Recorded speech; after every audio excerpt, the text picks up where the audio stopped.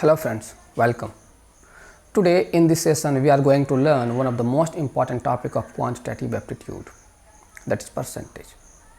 Percentage is so important because there are various other topics like profit and loss, simple and compound interest, data interpretation, mixture and allegations, etc. where the questions are based on the concept of percentage. So if we are strong in this particular topic, solving questions from other topic will become easy for us. So let's now first understand what is meant by percentage. So cent means 100 and per means out of. So percentage is nothing but out of 100 or for every 100. For example, if I say 90 out of 100 means 90%. 50 out of 100 means 50%. 13 out of 100 means 13%. So from these examples also we can define percentage in terms that percentage is nothing but a fraction where the denominator is always 100 and the numerator is called percentage rate. So percentage का मोटा मोटी यही मतलब होता है कि जहाँ पे डिनोमिनेटर 100 होगा और ऊपर का वैल्यू को हम लोग उसका परसेंटेज बोलेंगे. जैसे कि मान लेते हैं कि किसी कोई एग्ज़ाम 500 का हुआ है, टोटल मार्क्स 500 है. अच्छा, नीचे जो हम लोग वैल्यू लिखते हैं वो टोटल वैल्यू लिखते हैं और जो उसमें स्कोर किया जाता है या फिर उसमें जो आउटकम है उसको हम लोग ऊपर लिखते हैं. ये तरीका है लिखने का. तो मान लेते हैं कि 500 के एग्ज़ाम्स में किसी के 300 मार्क्स आए. अब 500 के एग्ज़ाम में 300 मार्क्स आए हैं तो इसे परसेंटेज में कैलकुलेट करना है. तो परसेंटेज में कैलकुलेट करने के लिए हम लोग क्या करते हैं कि डेनोमिनेटर को हम लोग 100 करते हैं. तो डेनोमिनेटर को 100 करेंगे हम लोग तो ये ऊपर और नीचे 5 से डिवाइड कर देते हैं. चूँकि 500 को 5 से डिवाइड करेंगे तो 100 हो जाएगा. तो यहाँ भी 500 से डिवाइड करेंगे. अगर किसी फ्रैक्शंस को ऊपर और नीचे सेम नंबर से मल्टीप्लाई करें या सेम नंबर से डिवाइड करें तो फ्रैक्शन अनचेंज्ड रहता है. इसलिए हम लोग 500 से मल्टीप्लाई या डिवाइड कर सकते हैं, या सॉरी किसी भी नंबर से मल्टीप्लाई या डिवाइड कर सकते हैं. यहाँ पे 5 से डिवाइड कर सकते हैं या 5 से मल्टीप्लाई कर सकते हैं. हाँ, लेकिन ऐड या सब्ट्रैक्ट नहीं करेंगे, उससे फ्रैक्शन का वैल्यू ही चेंज हो जाएगा. यहाँ पर 5 से डिवाइड करेंगे तो नीचे का वैल्यू हो जाएगा 100 और ऊपर अगर 5 से डिवाइड करेंगे तो ये हो जाएगा 60, यानी कि ये 60% था. तो हम लोग परसेंटेज को हमेशा इस तरह से हम लोग नीचे का वैल्यू को 100 करने के लिए हमेशा हम लोग उसको शो कर रहे होंगे, ऐसा नहीं है. सिंपली हम लोग फ्रैक्शंस को ये 300 बाय 500 था, ये चूँकि फ्रैक्शंस था तो फ्रैक्शंस को हम लोग परसेंटेज में कन्वर्ट करने के लिए हम लोग क्या करते हैं कि 100 से मल्टीप्लाई करते हैं. 20 से 20, 5 से 360 टाइम्स में. अगर किसी के 500 मार्क्स के एग्ज़ाम में 380 मार्क्स है, अब मुझे पता करना है कि उसे कितने परसेंटेज है, तो सिंपली 100 से मल्टीप्लाई करेंगे, ये परसेंटेज में कन्वर्ट हो जाएगा. 20 से 20, 5 से ये, तो 5 7 जा 35 टू 5 7 35, 5 30, 76%. तो देखा आपने कि फ्रैक्शन को अगर परसेंटेज वैल्यू है तो परसेंटेज को फ्रैक्शन में कन्वर्ट करने के लिए 100 से डिवाइड करते हैं. यहाँ पे 90% को 90 बटा में 100, 50% को 50 बाई 100, 13% को 13 बाई 100, मतलब 100 से अगर परसेंटेज वैल्यू को डिवाइड करें तो फ्रैक्शन में कन्वर्ट हो जाएगा. और अगर फ्रैक्शंस को हम लोग 100 से मल्टीप्लाई करेंगे तो वो परसेंटेज में कन्वर्ट हो जाएगा. तो परसेंटेज को फ्रैक्शन और फ्रैक्शंस को परसेंटेज में कन्वर्ट करने के लिए कुछ नहीं करना होता है. बस सिंपली फ्रैक्शंस को 100 से मल्टीप्लाई करें तो परसेंटेज में कन्वर्ट हो जाएगा, और अगर परसेंटेज को 100 से डिवाइड करें तो वो फ्रैक्शन में कन्वर्ट हो जाएगा. तो ऐसे हम लोग परसेंटेज को फ्रैक्शन में और फ्रैक्शन को परसेंटेज में कन्वर्ट करते हैं. अब हम लोग कुछ इंपॉर्टेंट प्रॉपर्टी के बारे में समझते हैं जो कि परसेंटेज से रिलेटेड है. लेकिन उससे पहले हम लोग ये समझने का कोशिश करते हैं कि परसेंटेज का सिग्निफिकेंस क्या है. आखिर हम लोग परसेंटेज पढ़ते क्यों हैं, क्या यूज है इसका. तो इसका सिग्निफिकेंस को समझने के लिए हम एक एग्जांपल लेते हैं. मान लेते हैं कि दो स्टूडेंट्स हैं A and B. A scored 60 marks and B ने स्कोर करा है 70 मार्क्स. मान लेते हैं ऐसा कुछ है, या 75 मार्क्स. मैं कंपेयर करूं कि दोनों में कौन बेटर है, तो शायद मार्क्स के बेसिस पे मैक्सिमम लोगों का यही कंक्लूजन होगा कि B is better than A। क्यों? क्योंकि B का मार्क्स A से ज़्यादा है। लेकिन हम लोग यहाँ रॉन्ग भी हो सकते हैं, क्योंकि अभी इन्फॉर्मेशन ही अधूरा है। मैंने ये नहीं दिया है कि A ने 60 मार्क्स कितने में स्कोर किए हैं और B ने 75 मार्क्स कितने में स्कोर किए हैं। तो जब तक ये गिवन ना हो हम लोग कंपैरिजन नहीं कर सकते। तो अब मान लेते हैं कि A ने 60 मार्क्स 100 पे स्कोर किए और B ने 70 मार्क्स 200 पे स्कोर किए। क्योंकि यहाँ पे दोनों का कंपैरिजन करना है, तो कंपैरिजन करने के लिए स्केल भी सेम होना चाहिए। अगर ये A का टोटल मार्क्स मतलब मैक्सिमम मार्क्स 100 है, तो B के केस में मैक्सिमम मार्क्स 100 होने चाहिए थे, तब दोनों पे कंपैरिजन कर सकते हैं। या फिर ये कहे कि अगर B का टोटल मैक्सिमम मार्क्स 200 है, तो A के केस में भी मैक्सिमम मार्क्स 200 होने चाहिए थे, तब दोनों पे कंपैरिजन करते हैं। तो 100 हम लोग दोनों को क्या करेंगे कि 100 बनाएंगे। हम लोग परसेंटेज में क्या करते हैं कि एक्चुअली एक कॉमन स्केल डेवलप करने का कोशिश करते हैं, जहाँ पे दोनों का परसेंटेज को, दोनों का परफॉर्मेंस को हम लोग मेजर कर सकें। और दोनों का परफॉर्मेंस को हम लोग 0 to 100 के बीच में ही मेजर करते हैं, क्योंकि परसेंटेज का जो वैल्यू होता है वो 0 to 100 वेरी करता है। तो हम लोग परसेंटेज में कन्वर्ट करेंगे, तो इसे हम लोग लिखते हैं 60 out of 100, और परसेंटेज का मतलब ही होता है आउट ऑफ 100। तो 60 out of 100 यानी कि 60%। हम लोगों ने डेफिनेशन से भी समझा था। और यहाँ पे 75 out of 200, 75 out of 200, 200 में 75 मार्क्स। लेकिन परसेंटेज में कन्वर्ट करने के लिए अभी हम लोगों ने देखा कि फ्रैक्शंस को परसेंटेज में कन्वर्ट करने के लिए हम लोग 100 से मल्टीप्लाई करते हैं। तो 100 से मल्टीप्लाई करेंगे तो आ जाएगा 37.5%। अब A और B पे कंपेयर अगर हम लोग करें कि A 60% और B 37.5%। और अब अगर कंपेयर करें कि which one is better, हुच performance is more good, तो हम लोग कह सकते हैं कि A is better than B, चूँकि B ने 60% स्कोर किए हैं और A ने 37.5% स्कोर किए हैं। अगर A का भी मैक्सिमम मार्क्स 200 होता, तो यहाँ पे 200 अगर हम लोग इसे करना चाहें तो यहाँ पे 2 से मल्टीप्लाई करेंगे, तो ऊपर भी 2 से मल्टीप्लाई करेंगे, तो आ जाएगा 120/200। तो यहाँ पे देखें कि दोनों का अगर मैक्सिमम मार्क्स सेम हो, तो यहाँ पे ये मैक्सिमम मार्क्स अगर 200 होगा तो ये 120 स्कोर करेगा, क्योंकि 100 पे इसने 60 स्कोर किया था और ये 200 पे 75। तो अब हम लोग यहाँ पे परसेंटेज में कन्वर्ट ना भी करें तो हम लोग कंपैरिजन कर सकते हैं।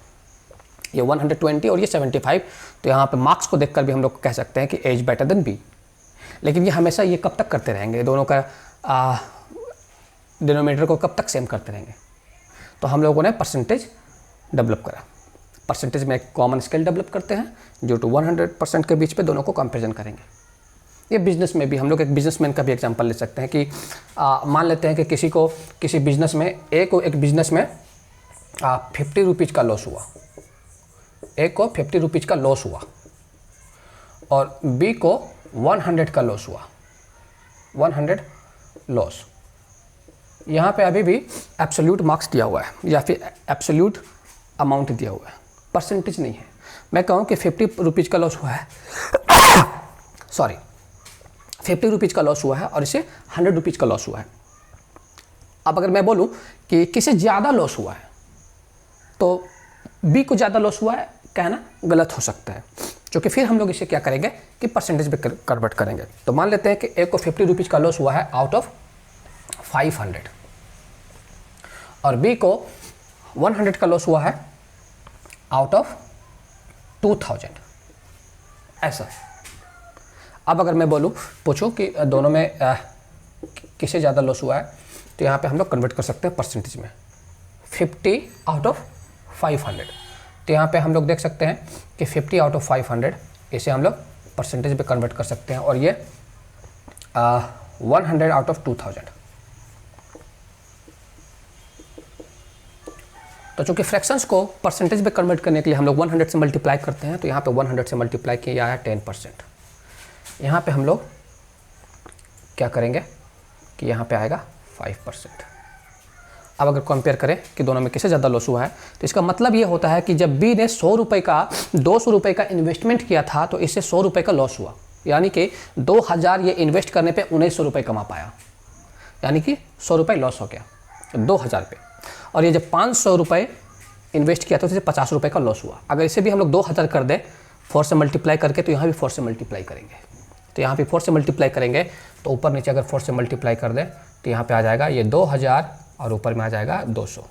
अब देखें कि बी को 100 रुपये का लॉस था और ए को 200 का लॉस है, तो ए को ज़्यादा लॉस हुआ और परसेंटेज के वैल्यू पे डायरेक्ट ये दिख रहा था मुझे कि ए को 10% का लॉस हुआ और बी को 5% का लॉस हुआ है।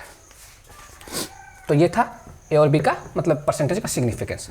कभी भी हम लोग कंपैरिजन एब्सोल्यूट मार्क्स या एब्सोल्यूट या नंबर के बेसिस पे नहीं करेंगे, कंपैरिजन हमेशा परसेंटेज के बेसिस पे करेंगे, क्योंकि परसेंटेज में जो स्केल होता है वो कॉमन फॉर ऑल है, 0 to 100। अब हम लोग समझते हैं कि परसेंटेज वैल्यू कैलकुलेट कैसे करते हैं, किसी नंबर का परसेंटेज कैलकुलेट कैसे करते हैं। जैसे कि अगर लिखे कि how to calculate a percentage, how to calculate a percentage, x% of y, इसको हम लोग लिखेंगे। x% का क्या मतलब होता है, अभी हम लोगों ने देखा 95%, 95/100, x% यानी कि x out of 100 into y, of का ऑपरेटर मल्टीप्लिकेशन होता है इंटू y, इसे हम लोग लिख सकते हैं xy/100। 1 मिनट,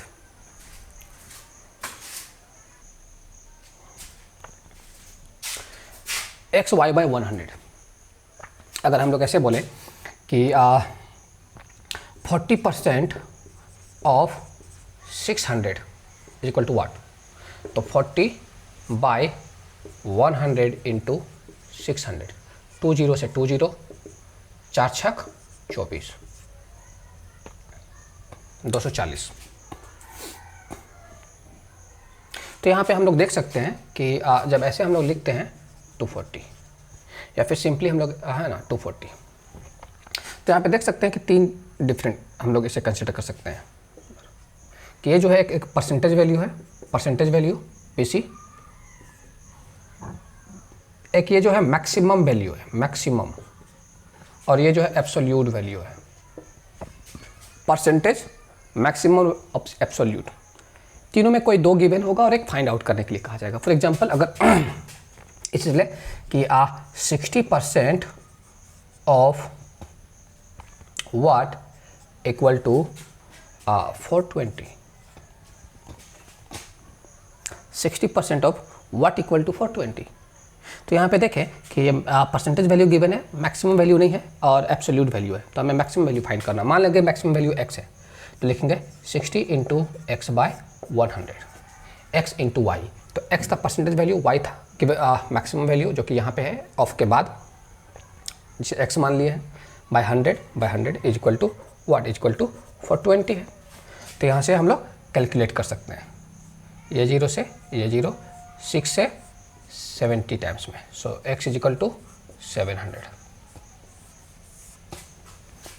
हमेशा x वैल्यू एज्यूम करके बनाना ज़रूरी नहीं है और मैं इसे प्रीफर भी नहीं करता। ऐसे हम लोग सिंपली क्रॉस मल्टीप्लिकेशन से बना सकते हैं, लेकिन यहाँ पे आपको एक बात का ध्यान रखना होगा कि परसेंटेज कैलकुलेट करते समय जो मैक्सिमम वैल्यू होता है हमेशा उसे हम लोग 100% लेते हैं। अगर मैक्सिमम वैल्यू को 100% एज्यूम करके बनाए तो इसे सॉल्व करना बहुत ईजी हो जाता है। फॉर एग्जांपल इस एग्जांपल को हम लोग लेते हैं कि 40% ऑफ 600 इज इक्वल टू वाट, ऐसा कि 40% of 600 is equal to what. तो 40% का वैल्यू 600 का 40% कितना होगा, इसका ये मतलब है। तो चूंकि 600 मैक्सिमम वैल्यू है तो लिखेंगे 100% इज इक्वल टू 600, तो 40% is equal to what. By cross multiplication हम लोग कैलकुलेट कर सकते हैं। क्रॉस मल्टीप्लिकेशन 40 इंटू यहाँ लिखेंगे 40 इंटू 600 बाय 100, जो कि आएगा 240। इस केस में भी 240 था। यहाँ से अगर हम लोग बनाएं 60% of what is equal to 420, 60% of what equal to 420। यहाँ पे मैक्सिमम वैल्यू गिवन नहीं है, मैक्सिमम वैल्यू फाइंड करने हैं हमें, लेकिन 60% का वैल्यू पता है, इसका 60% 420 के बराबर है। तो लिखेंगे 60% इज इक्वल टू 420।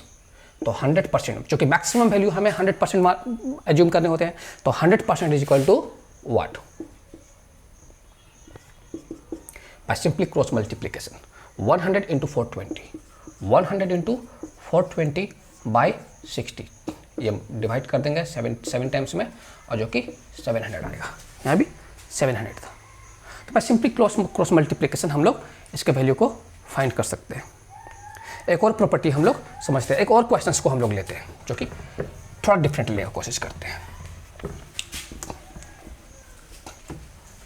मान लेते हैं कि दो स्टूडेंट है, ए एंड बी। दो स्टूडेंट है ए एंड बी।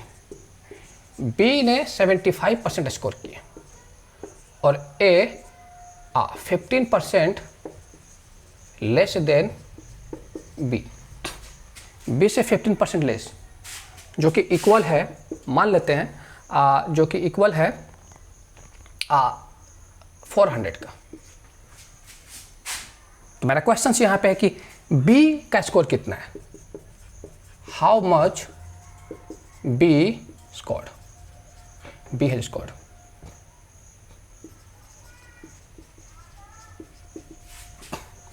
तो यहाँ पे देखें कि बी ने 75% स्कोर किए हैं और ए ने 15%, बी से लेस, यानी कि 75 माइनस 15, 75 माइनस 15 जो कि है 60%। तो मैक्सिमम मार्क्स चाहे जो भी हो, मैक्सिमम मार्क्स का जो 60% है वो है 400 के इक्वल। तो by cross multiplication 60% equal to 400। तो 100% इक्वल टू क्या नहीं फाइंड करने, हमें चाहिए कि बी ने कितना स्कोर किया है। तो बी 75% स्कोर किया है, इक्वल टू व्हाट। तो bye simply cross multiplication 75 into 400/60, 15 से 4 टाइम्स में, 15 से 5 टाइम्स में, 4 से 100 टाइम्स में, और ये 500। अगर मैं ये पूछूं कि मतलब ये कि एग्जाम में मैक्सिमम मार्क्स कितना था, तो मैक्सिमम मार्क्स 100% होता है। तो लिखेंगे मैक्सिमम मार्क्स, मैक्सिमम मार्क्स 100%। तो यहाँ पे हम लोग देख सकते हैं कि 60% equal to 400, 100% equal to what. तो 60 into what equal to 100 into 400। तो लिखेंगे 100 इंटू 400/60, जो कि इतना आएगा 4000/60। इसे हम लोग डिवाइड कर सकते हैं, डेसिमल में आएगा। ये था। एक और प्रॉपर्टी के बारे में पढ़ते हैं, इसी से रिलेटेड है। उसे क्वेश्चंस को हम लोग और आसानी से सॉल्व कर सकते हैं। आज छोटे छोटे क्वेश्चंस को हम लोग देखेंगे। नेक्स्ट सेशन में हम लोग परसेंटेज से अच्छे क्वेश्चन सॉल्व कर रहे होंगे, जो कि मेनली उन क्वेश्चंस को हम लोग सॉल्व कर रहे होंगे जो प्रीवियस के एग्जाम्स में आ चुके हैं, CGL वगैरह के एग्जाम्स में पूछा जा चुका है। x% of y is equal to y% of x। ये कैसे हुआ, यहाँ से देख सकते हैं कि x% ऑफ y, x% का क्या मतलब होता है, x आउट ऑफ 100, तो यानी कि x/100 इंटू वाई। इसको लिख सकते हैं xy/100, अभी हम लोगों ने देखा था, या फिर y/100 इंटू एक्स भी लिख सकते हैं। पहले y को लिख दिया, बाद में x को, और y/100 इज व्हाट, y%, यही तो है y%, y% ऑफ x। देखिए इससे हम लोग कैसे क्वेश्चन सॉल्व करते हैं। 37% of 50 is equal to what. तो 37% of 50 is equal to 50% of 37, 50% of 37 which is nothing but half, 37 का हाफ जो कि 18.5। फिर हमें वो नहीं करने पड़े, ये 37/100 इंटू 50, ये 2 टाइम्स में, यहाँ पे 2 टाइम्स में, ये नहीं करने होंगे, क्योंकि 50% का मतलब हमें पता है कि हाफ होता है। आपको कुछ फ्रैक्शंस के वैल्यू याद करने होंगे, जिससे कैलकुलेशंस करना हमारे लिए बहुत ही आसान हो जाएगा। तो ये था एक प्रॉपर्टी। इसे क्वेश्चन जब हम लोग सॉल्व करेंगे तो हमारा कॉन्सेप्ट और क्लियर हो जाएगा। अभी हम लोग एक और टॉपिक देखते हैं, इसी से परसेंटेज इंक्रीमेंट और डिक्रीमेंट का मतलब समझते हैं। परसेंटेज इंक्रीज का मतलब, मान लेते हैं कि x में परसेंटेज इंक्रीज और डिक्रीज बाय p%। क्या मतलब होता है, x plus minus p% of x, which is x plus minus p/100 into x, या फिर x 1 plus minus p by 100। तो ये हुआ। अगर हम लोग इस तरह से लें कि मान लेते हैं कि एज सैलरी इज 10,000, जहाँ पे परसेंटेज इंक्रीज को इस एरो से हम लोग इंडिकेट कर रहे हैं, उतना लॉन्ग वर्ड लिख नहीं रहे। Percentage increase in as salary is equal to 25%। What is as new salary? A का न्यू सैलरी क्या होगा? तो यहाँ पे देख लेते हैं कि ये ए का न्यू एक्स था, तो एक्स गिवन है 10,000, तो यहाँ से हम लोग निकालेंगे 10,000 इंटू 1 प्लस 25 बाय 100। तो 1 प्लस 25 बाय 100, ये 1/4, यहाँ पे 4, तो ये आ जाएगा 10,000 इंटू 5/4, जो कि इक्वल टू हो जाएगा 12,500। ऐसे हम लोग सॉल्व करेंगे, लेकिन मैं इस मेथड को भी फॉलो नहीं करता। मैं बोलूँगा कि आप bye simply cross multiplication method को फॉलो करें, इसे निकाल सकते हैं। देखिए कैसे। इसे मैंने कहा कि ए का सैलरी 10,000 है, यानी कि 100% जो वैल्यू है 100% ये है 10,000, 100% वैल्यू 10,000। क्वेश्चन ये है कि 25% इंक्रीज हो जाने के बाद कितना होगा? 100 में 25 इंक्रीज कर देंगे तो 125, तो 125% equal to what? By simply cross multiplication यहाँ लिखेंगे 125 into 10,000 by 100 which equal to 12,500। अगर ये परसेंटेज डिक्रीज का भी क्वेश्चन होता तो हम लोग इसी तरह से बनाते हैं, जैसे कि हम लोग एक क्वेश्चन सॉल्व करते हैं। इसे आप मिटा लेते हैं। आप लोग स्क्रीनशॉट ले सकते हैं अगर नोट्स बना रहे होंगे तो। Percentage decrease in age salaries मान लेते हैं 20%। तो यहाँ से कैसे बनाएंगे? ए का सैलरी 10,000 था, फॉर्मूला लेंगे, यहाँ पे हम लोग लिखेंगे 10,000 1 माइनस पी बाय 100, और पी 20% है, 20%, तो यहाँ पे 20 बाय 100 लिखेंगे 10,000 into 100 minus 20 which is into 80 by 100, 2 0 2 0, 8,000। या तो फॉर्मूला का यूज करें या फिर सिंपल क्रॉस मल्टीप्लिकेशन मेथड का इस्तेमाल करें। जैसे कि हम लोग लिखेंगे 100% इज इक्वल टू 10,000। अगर सैलरी में 20% का डिक्रीमेंट हो गया तो 100 का 20% 20, 100 में 20 घट जाएगा तो 80 होगा, हमें 80%, तो न्यू सैलरी जो होगा उसका वो 80% होगा पहले का सैलरी का। तो 100% वैल्यू 10,000 के बराबर है, तो इसका 80% क्या होगा? ये 80% कैसे है? 20% अगर डिक्रीज कर जाएगा 100 में तो 80% होंगे। तो 100% is equal to 10,000, 80% is equal to what?